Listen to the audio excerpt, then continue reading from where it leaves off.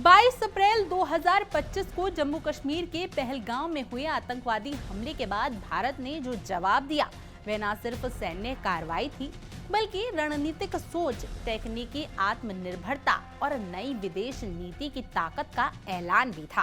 प्रधानमंत्री नरेंद्र मोदी ने मंगलवार को संसद में ऑपरेशन सिंदूर को लेकर अपना विस्तृत बयान दिया, जिसमें उन्होंने इस मिशन को भारत की आतंकवाद के खिलाफ बदलती हुई नीति का प्रतीक बताया। उनका कहना था कि ये सिर्फ जवाबी हमला नहीं बल्कि भारत के आत्मविश्वास और साहसिक निर्णयों का प्रतीक है, जिसने पाकिस्तान की परमाणु धमकी की धार भी कूंद कर और वैश्विक ताकतों को भी दिखा दिया कि भारत अब किसी के इशारे पर नहीं, अपनी शर्तों पर कार्रवाई करता है। नमस्कार, मेरा नाम भावना सुखीजा है। इंडिया डेली के डिजिटल प्लेटफॉर्म पर आप सभी का स्वागत है। पीएम मोदी ने बताया कि 22 अप्रैल के हमले के बाद भारत ने जवाब देने में वक्त नहीं गंवाया और सिर्फ 22 मिनट में उस साजिश का बदला ले लिया। सेना ने 6 से 7 मई की रात पाकिस्तान के भावलपुर और मुरीदके में जैश-ए-मोहम्मद और लश्कर-ए-तैयबा के मुख्यालयों पर सर्जिकल स्ट्राइक जैसी सटीक कार्रवाई की। खास बात ये रही कि हमले उन ठिकानों पर भी किए गए जहां पहले कभी भारत की सैन्य कार्रवाई नहीं पहुंची। ना ही 1971 के युद्ध में ये सैन्य शक्ति और खुफिया जानकारी की एक अभूतपूर्व मिसाल थी, जिसमें भारत ने पहली बार उन क्षेत्रों में मार की जिन्हें अब तक अभेद माना जाता था। ऑपरेशन सिंदूर की एक बड़ी उपलब्धि ये भी रही कि भारत ने अपनी तकनीकी श्वेता का ऐसा प्रदर्शन किया जिससे पाकिस्तान की एयर डिफेंस प्रणाली ही फेल हो गई। स्वदेशी ड्रोन और मिसाइलों से हुए हमले ने नूर खां, रफीकी और मुरीद जैसे महत्वपूर्ण हवाई ठिकानों को भारी नुकसान पहुंचाया।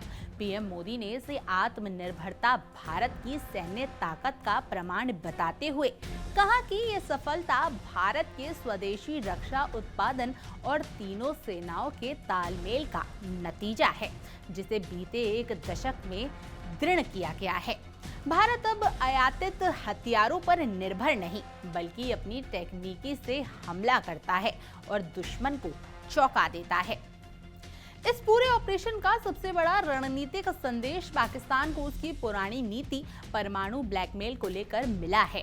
प्रधानमंत्री ने संसद में दो टूक कहा है कि पाकिस्तान का परमाणु धमकी अब भारत को नहीं डरा सकता। भारत ने स्पष्ट कर दिया है कि वे अब धमकी के सामने झुकेंगे नहीं बल्कि सीधे आतंकवादी ठिकानों को खत्म कर देंगे। इस नीति की परिणति 9 मई को देखने को मिली, जब पाकिस्तान के डीजीएमओ ने भारतीय डीजीएमओ को फोन कर हमले रोकने की अपील की। भारत ने 10 मई को ऑपरेशन को अस्थायी विराम दिया, लेकिन ये भी साफ कर दिया कि ये केवल ठहराव है। स्थिति के अनुसार दोबारा भी हमला हो सकता है। संसद में विपक्ष द्वारा उठाए गए सवालों का जवाब देते हुए पीएम मोदी ने ये भी स्पष्ट कर दिया कि ऑपरेशन सिंदूर को किसी भी अंतर्राष्ट्रीय नेता ने नहीं रुकवाया। उन्होंने अमेरिकी उपराष्ट्रपति जेडी वेंस के कॉल का जिक्र करते हुए कहा कि उस वक्त वे सेना के साथ रणनीति बना रहे थे। भारत ने अमेरिका को ये भी संदेश दे दिया था कि अब भारत की सुरक्षा नीति आज्ञाकारी नहीं, निर्णायक होगी। पीएम मोदी ने इस दौरान नेहरू काल के सिंधु जल समझौते को भी आड़े हाथों लिया और कहा कि ये भारत की अस्मिता के साथ हुआ सबसे बड़ा समझौतावादी धोखा था। अब भारत ने इसे भी ठंडे बस्ते में डाल दिया है और साफ कर दिया है कि खून और पानी साथ नहीं बह सकते। ये कदम भी पाकिस्तान को रणनीतिक दबाव में लाने की योजना का हिस्सा है। अंत में प्रधानमंत्री ने ऑपरेशन सिंदूर को 140 करोड़ भारतीयों की एकजुटता और सेना के पराक्रम का विजय उत्सव बताया। उन्होंने कहा कि पहलगांव हमले का असली मकसद भारत से सांप्रदायिक तनाव फैलाना था, लेकिन देश की एकजुटता ने इस साजिश को नाकाम कर दिया। साथ ही उन्होंने भारत की नई आतंकवाद विरोधी नीति के 3 सिद्धांत भी गिनाए। पहला, भारत अब अपनी शर्तों पर जवाब देगा। दूसरा, परमाणु धमकियों की कोई जगह नहीं है। और तीसरा, आतंकी और उसके समर्थक एक ही माने जाएंगे।